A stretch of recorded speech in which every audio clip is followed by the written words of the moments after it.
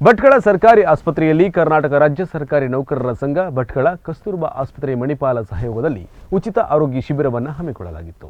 ಭಟ್ಕಳ ಸರ್ಕಾರಿ ಆಸ್ಪತ್ರೆಯಲ್ಲಿ ಕರ್ನಾಟಕ ರಾಜ್ಯ ಸರ್ಕಾರಿ ನೌಕರರ ಸಂಘ ಭಟ್ಕಳ ಕಸ್ತೂರ್ಬಾ ಆಸ್ಪತ್ರೆ ಮಣಿಪಾಲ್ ಹಾಗೂ ತಾಲೂಕಾ ಆಸ್ಪತ್ರೆ ಭಟ್ಕಳ ಇವರ ಸಂಯುಕ್ತ ಆಶ್ರಯದಲ್ಲಿ ಉಚಿತ ಆರೋಗ್ಯ ಶಿಬಿರ ಜರುಗಿತು.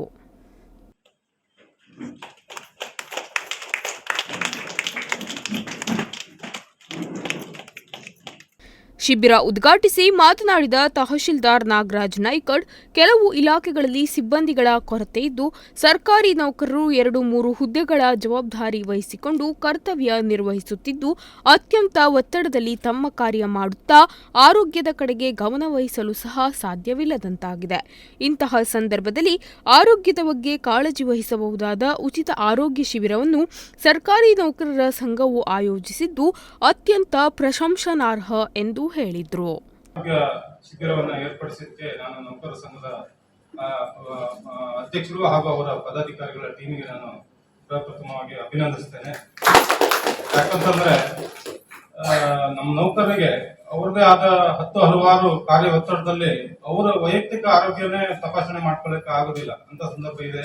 ಈಗಾಗಲೇ ಮಾನ್ಯ ಅಧ್ಯಕ್ಷರು ಹೇಳಿದಾಗೆ ನಮ್ಮ ನೌಕರರಿಗೆ ಏನಾಗಿದೆ, ಎಲ್ಲ ಇಲಾಖೆಗಳಲ್ಲೂ ಸಹ ಏನಾಗಿದೆ, ಈ ಒಬ್ಬೊಬ್ಬರಿಗೆ 2-3 ಚಾರ್ಜ್ ಇರ್ತದೆ. ಅವ್ರ ಹತ್ರ ಕೆಲಸ ಮಾಡೋದಕ್ಕೆ ಮತ್ತೆ ಪದೇ ವಿಸಿ ಮೀಟಿಂಗು, ಆ ಕೆಲಸ ಆಗಲಿಲ್ಲ ಈ ಕೆಲಸ ಆಗಲಿಲ್ಲ ಹೇಳಿ ವಾಟ್ಸಪ್ ಅಲ್ಲಿ ವಿಸಿ ಅದು ಇದು ಮಾಡೋದ್ರಿಂದ ಭಾರಿ ಟೈಮ್ ಒಳಗೆ ಆಗೋದಿಲ್ಲ. ಹಾಗಾಗಿ ಅವರ ಆರೋಗ್ಯದ ಮೇಲೆ ಬಹಳ ಪರಿಣಾಮ ಆಗ್ತದೆ. ಈ ನೌಕರರು ಒಬ್ಬರಿಗೆ ಆರೋಗ್ಯ ಸರಿ ಇಲ್ಲ ಅಂದ್ರೆ ಅವರು ಇಡೀ ಕುಟುಂಬದ ಆರೋಗ್ಯನೇ ಸರಿ ಇರುವುದಿಲ್ಲ. ಅವರ ಅವಲಂಬಿತರ ಎಲ್ಲರೂ ಒಂಥರ ಸಿಕ್ಕಾದಂಗೆ ಆಗಿರ್ತದೆ, ಮಾನಸಿಕವಾಗಿ ಇರ್ತದೆ, ದೈಹಿಕವಾಗಿಯೂ ಆಗಿರ್ತದೆ.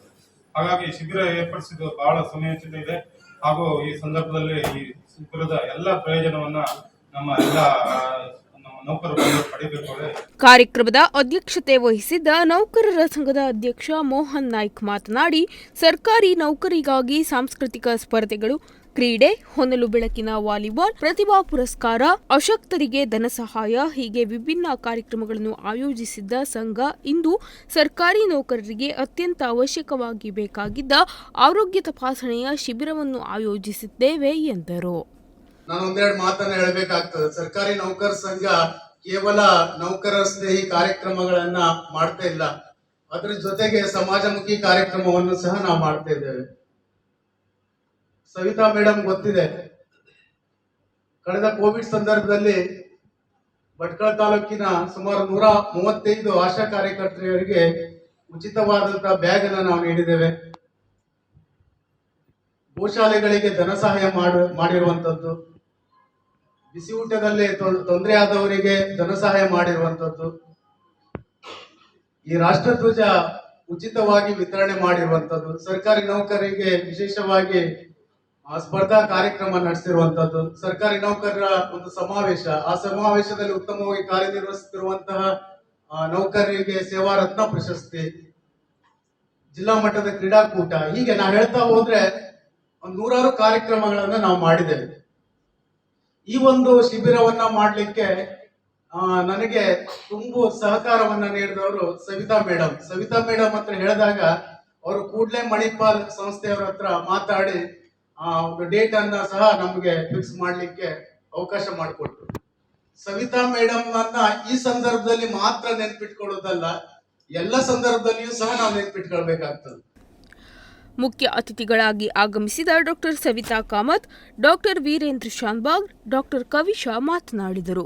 ವೇದಿಕೆಯಲ್ಲಿ ಪ್ರೌಢಶಾಲಾ ಸಹ ಶಿಕ್ಷಕರ ಸಂಘದ ಖಜಾಂಚಿ ಕುಮಾರ್ ನಾಯ್ಕ್, ಪ್ರಾಥಮಿಕ ಶಾಲಾ ದೈಹಿಕ ಶಿಕ್ಷಣ ಶಿಕ್ಷಕರ ಸಂಘದ ಅಧ್ಯಕ್ಷರಾದ ಎಸ್ಜಿ ಹೆಗಡೆ ಉಪಸ್ಥಿತರಿದ್ದರು. ಕಾರ್ಯಕ್ರಮದ ನಂತರ 100 ನೌಕರರು ಶಿಬಿರದ ಪ್ರಯೋಜನವನ್ನು ಪಡೆದುಕೊಂಡರು. ವಿವಿಧ ತಜ್ಞ ವೈದ್ಯರು ಹೃದ್ರೋಗ, ಮೂಳೆ ಮತ್ತು ಕೀಲು, ಸಾಮಾನ್ಯ ಚಿಕಿತ್ಸೆ, ಸ್ತ್ರೀರೋಗ, ಕಣ್ಣು, ಚರ್ಮ ರೋಗದ ಚಿಕಿತ್ಸೆ ನೀಡಿದರು.